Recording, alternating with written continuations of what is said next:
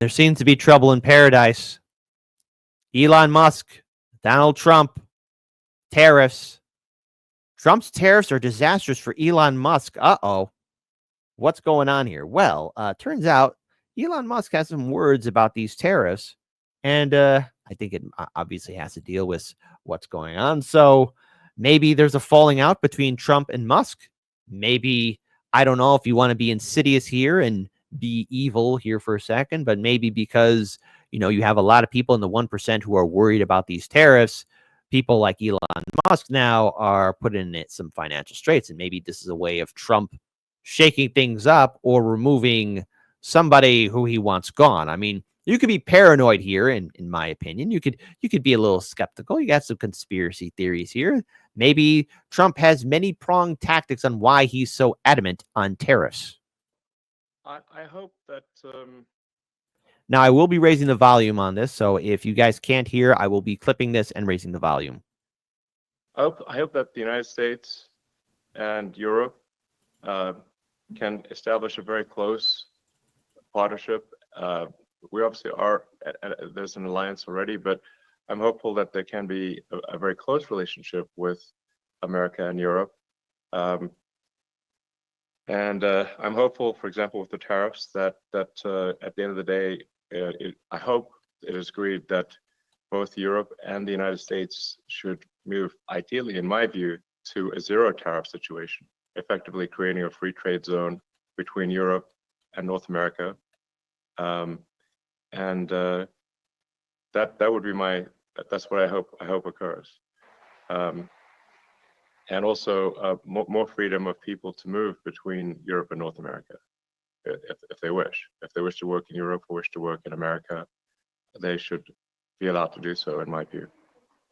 So that has certainly been my advice to the president.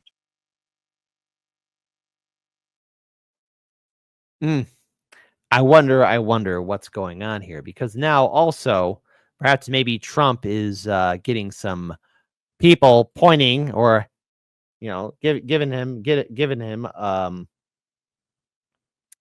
update. Okay. Dow Jones rebounds 1,400 points on rising hopes for tariff deals. So, okay, stocks surged Tuesday in slight reprieve from tariff market turmoil on rising hopes the U.S. could reach trade deals to lower the duties over time. So that's what's going on here. We'll read a little bit more into that, but I want to pull up another video here in which Elon, where a couple other people are talking about this. So first I want to pull up Elon Musk wants Trump to cancel the tariffs. Elon Musk has made direct appeals to President Donald Trump because, after all, Elon Musk did donate a lot of moolah, cash money, to Trump's campaign, urging him to reconsider his decision to impose steep tariffs on American trade partners, the Washington Post reported on Tuesday. According to the outlet, many business and tech leaders who supported Trump's candidacy have also criticized the move, calling it overly aggressively. Probably it's because it's hurting their pockets. It's burning a hole in their wallet. Uh-oh. Trump unveiled sweeping new tariffs on global imports last week, including 34% duty on Chinese goods, in response to Beijing pledging to retaliate with a matching 34% tariff on American exports, prompting Trump to threaten an additional new 50% tariff. Over the weekend, Tesla and SpaceX CEO Musk, who serves as Trump's government efficiency czar, fired off a series of social media posts criticizing White House trade advisor Peter Navarro, a central architect of the president's aggressive tariff strategy. A PhD in econ from Harvard is a bad thing, not a good thing, wrote Elon Musk. Well, again, Peter Navarro seems to think that everything's going to be okay. Peter Navarro thinks everything's going to be all right. But it's not. It's kind of blowing up. And right now, maybe that explains why there's such a surge. Continuing on here, this article from Forbes, Elon Musk had nothing to say last week after President Trump threw global financial markets into chaos and sparked renewed fears of a global recession with his reciprocal tariffs announcement. Musk has since found his voice and is making clear his opposition to Trump's signature economic policy. On Saturday, Musk said that he'd like to see the U.S. and Europe move toward a zero tariffs agreement. Oh, isn't that great, right? On Sunday, he blasted Trump's trade advisor, Peter Navarro, for praising tariffs. On Monday, he shared a video of economics Milton Friedman extolling the benefits of free trade He made personal appeals to Trump over the weekend, according to the Washington Post story, which went nowhere. For good measure, his brother, Kimball Musk, a large Tesla shareholder, called Trump the most high-tax American president in generations. It's no wonder why Musk is unhappy. Tariffs are bad for business and really bad for the business of the world's richest man. Tesla's stock has fallen 17%. Maybe that explains why he wants the tariffs to stop since Trump reciprocal tariffs announcement. SpaceX, which is privately held, faces rising costs across its supply chain and unhappy international clients. Musk's artificial intelligence startup XAI, tunnel builder, boring company, and brain implant farm Neuralink. Oh boy, here we go. Watch, they're going to put the Neuralinks inside those clone direwolves and start hunting down dissidents. Will also face rising costs and supply chain disruptions. In the case of his social media company X, it faces a probable decrease in ad spending if fears of a recession come true, on top of an impending fine by European Union regulators for violating a law on illicit content and disinformation that could top a whopping $1 billion. Here's how Musk's three biggest businesses could get slammed by Trump's tariffs. First, there's Tesla, SpaceX, and finally, XAI. You got to be careful what you invest in, my lovelies, always. But here's Ben Shapiro. Hold on. Ben Shapiro, talk real fast. Why we should be against tariffs? The most obvious manifestation of debate inside the administration is coming courtesy of Elon Musk. Elon happens to be 100% right about this. So Elon Musk is ripping into trade advisor Peter Navarro. Navarro is a big tariff advocate. He's been a big tariff advocate for years. And the Tesla CEO ripped Peter Navarro as someone who ain't built bleep. And then when asked about his Harvard PhD in economics, he said, that's a bad thing, not a good thing. And then he posted a quote from economist Thomas Sowell that said, in every disaster throughout American history, there always seems to be a man from Harvard in the middle of it. He then suggested that Navarro had an excess of self-confidence, writing, quote, results in the ego brains greater than one problem. Meanwhile, Musk himself suggested that he wants a zero tariff situation, which again, this is the good explanation for why you would do the tariff game. I urge the president to do precisely what Musk is saying here. Go to zero with all these countries. Go to zero. That's a win. Take the win. Move on. Like that'd be good for the economy, good for you. You'd have flexed your muscle. You'd have flexed American muscle. That'd be good. Here's Elon Musk. I'm hopeful, for example, with the tariffs that at the end of the day, I hope it is agreed that both Europe and the United States should move, ideally, in my view, to a zero tariff situation, effectively creating a free trade zone between Europe and North America. Navarro, for his part, started fighting back. Here was Peter Navarro on Fox News trying to push back against Musk. I mean, Elon, when he's in his Doge lane is great, but we understand what's going on here. We just have to understand.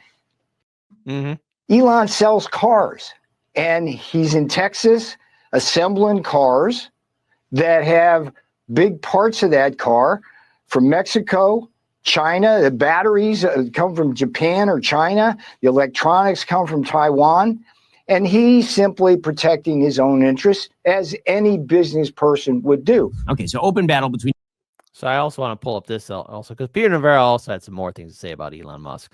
When it comes to tariffs and trade, we all understand in the White House, and the American people understand, that Elon's a car manufacturer. But he's not a car manufacturer. He's a car assembler in many cases. If you go to his Texas plant, a good part of the engines that he gets, which in the EV case is the batteries, come from Japan and come from China. The electronics come from Taiwan. The tires come. What we want, and the difference is in our thinking and Elon's on this, is that we want the tires made in Akron. We want the transmissions made in Indianapolis. We want the engines made in Flint and Saginaw, and we want the cars manufactured here. It's like this business model where BMW and Mercedes come in to Spartanburg, South Carolina, and have us assemble German engines and Austrian transmissions. That doesn't work for America. It's bad for our economics. It's bad for our national security. We want them to come here. And with Elon, it's fine. He's a car man. He's a car person. That's what he does. And he wants the cheap foreign parts, and we understand that. But we want him home. We want him home. Peter, you expect? Yeah, but see, here's the thing, right? And I can't play it because of copyright. But Dave Chappelle said, okay, Trump and a lot of these people in his administration, man, they sound like people when they're high. Like, hey, all those jobs in China, we're going to bring them back here to the USA. And look, we've all, I think a lot of us older millennials, we remember when we were kids, especially those of us in the Midwest, going from Chicago or Wisconsin or Iowa or Indiana or Michigan as well, all these empty industrial factories, all these empty plants. And the thing is, you could thank Republican and Democrat presidents writing bills and legislation to promote free trade, NAFTA, and of course, having their corporate overlords send these jobs overseas. A lot of these manufacturing jobs are done in sweatshops in China or in different other countries. Why do you think in many of these iPhone facilities, we did a story about this when we were on radio, why there are big nets in some of these buildings because people want to jump off, because the work is just too degrading, little pay. And you want to bring that job here? And again, we also hear reports that those manufacturing jobs are going to be done by robots. So it's understandable. A lot of things are blowing up in people's faces. And as I'm reporting right now, look, the markets seem to be rising up. So I guess calling your mom really does help. But the Dow Jones is currently rising up as it stands. Again, the day is still young. The night is still young. Anything can happen. And tomorrow is a brand new day. But there are cracks showing in regards towards Trump and his administration and really how he's going to be implementing, further economic policy. Because at the end of the day, when these corporations do fail, when Wall Street goes belly up, who bails them out? It's you, the American taxpayer. Now, one has to wonder if there's going to be a breaking point between Trump and Elon Musk. Whether or not, if Trump continues to be playing this tariff game, how long do other countries want to play the game as well? Because this whole system, and I get it, hey, bringing back jobs here to America, what a sight to see. But remember, this was done decades ago. The damage, I don't want to say that it's permanent, but there are deep scars all across this country. There's a reason why there's an opioid crisis. There's a reason why there's a mental health crisis in this country, is because there's a lack of economic opportunities for Americans to engage in. What made America was our industry. What made America push forward was our innovation. And somewhere along the line, we stopped that innovation. We stopped that creativity. We stopped investing in our education. We stopped investing in our communities. We stopped investing in the people because, as the great St. George Carlin once said, they want you smart enough to run the machines, but dumb enough never to ask questions. And as we heard from our friends at the WEF, World Economic Forum, you will own nothing and be happy. They want to keep you subservient, never to question, never to grow. What could go wrong?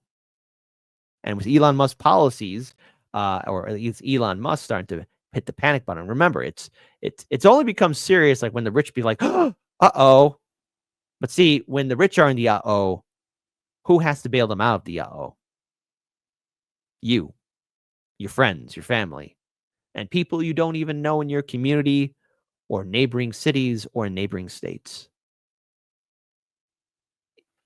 I'm ever hopeful that the Trump administration can reverse these policies, but you can't undo something that was done decades ago in a year or 2 years. Let's see what happens next. But is there a fallout happening? Type your thoughts in the comment section below.